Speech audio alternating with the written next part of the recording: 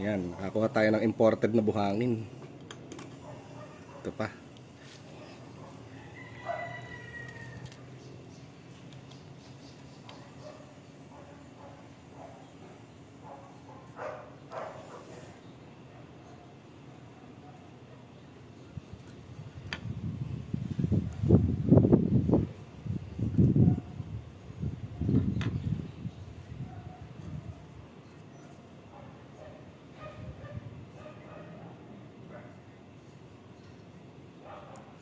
Ayos ano. Pag kailangan nyo ng buhangin, bumili kayo ng maraming Romos power bank. Ito na naman ang paborito nating Romos, kasi sobrang dami nito. Nagkalat na halos sa market. Puro fake. Puro iisa lang ang battery. Yan o. Siguro dito masyadong obvious to. Malalaman mo agad, mapipinpoint mo agad kung alin yung totoong battery na totoo pero fake pa rin. Nasa 600 milliamperes lang. Nahulaan nyo na ba kung alin dyan ang totoo? Itong lahat ng blue o ito lang? Let's see. Yeah. Charan. Tayo. Ito lang ang totoo mga tol. Ito lang yung sina-charge nyo. Yan. May ilaw na. Yan. Dapat ganito na lang ang ginawa nila para lightweight yung kargahan, di ba? Yung pwede mong ibulsa, pocket size. Yan lang talaga ang gumagana dyan mga tol. Yung nag-iisang yan. Dati 3, naging 2, tapos ngayon 1 na lang.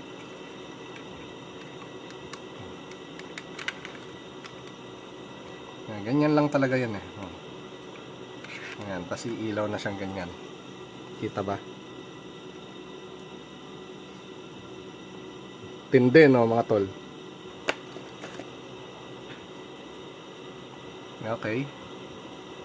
Ayan, tumataas naman yung nagcha-charge siya. Na-drain yung battery niya. Ito, walang laman to. Ang laman nito, buhangin. Try ko kung makakapagbukas tayo ulit ng isa nito. Pero kung makakalog eh. Ito muna mga ganitong capacity yung ilalagay ko dito. Kasi ito, built talaga sa hanggang parang 1,500 milliamperes. Yung niya, yung pinaka-charge controller. Ngayon kasi medyo mababa. Kaya maganda dito, huwag masyadong mataas, sakto lang. Kasi kung gagawin nating 2,500 o 2,000 mAh yung bawat isang battery, baka kulang ang isang araw bago ma-full charge nitong napakaliit na charge controller. So dito muna tayo magstay sa mga 1,000 pataas. Ito medyo mataas-taas na capacity.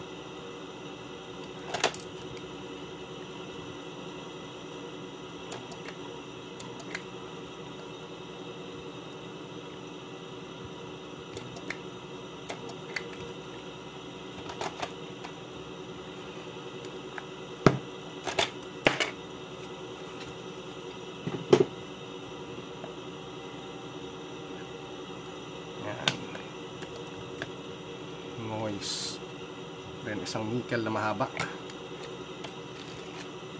Pwede rin ang wire, marami naman ako nickel.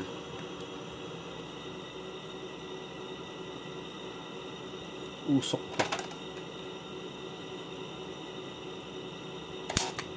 Sabi na nalangiya, butas.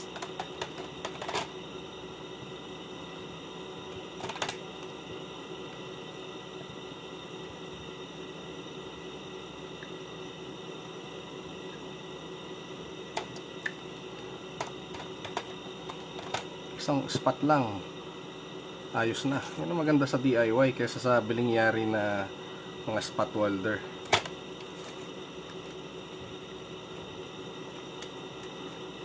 Ang BMS, lagi akong BMS, dapat pala tawag dito charge controller. B+, B-. So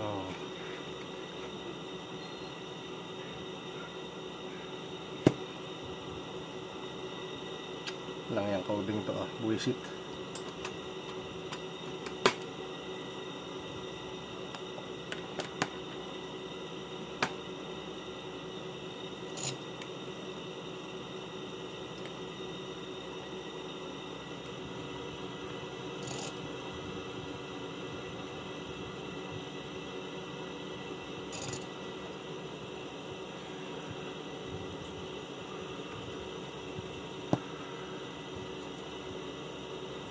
B+. Then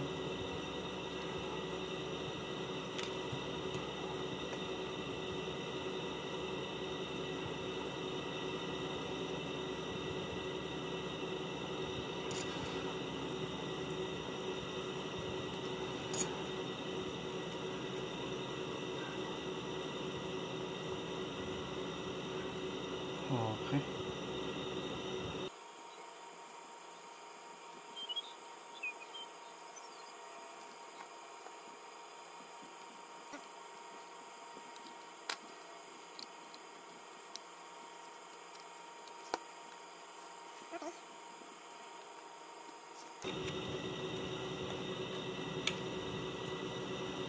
Okay na.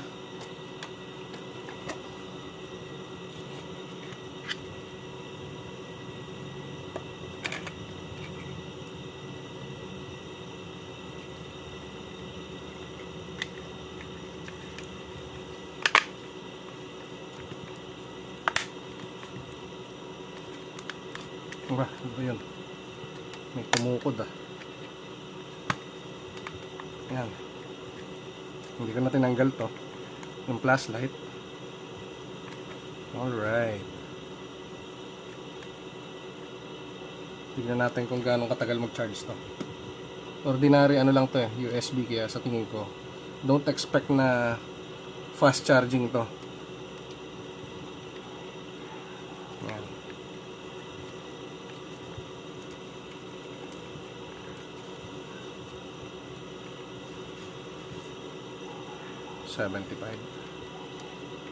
Okay, dyan nagtatapos ang ating DIY upgrade ng mga sikat na ROMOS na isa lang talagang battery ang gumagana.